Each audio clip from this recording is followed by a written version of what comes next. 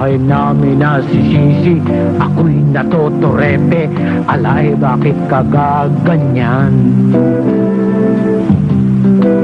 Mabuti nga't may sardinas, at yan kahit papano meron ka ring nahihigan. Merong mahihigan, puro surot naman. Alay, wag mong apihin ang surot kong kaibigan. Mabuti pa kaya'y matulog ka na lang. At tama na ang tampuhan. Pumapatak na naman ang ulan sa bubong ng bahay.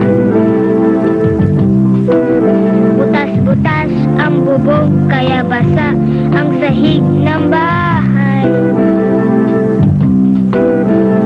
Huwag nang pansinin ang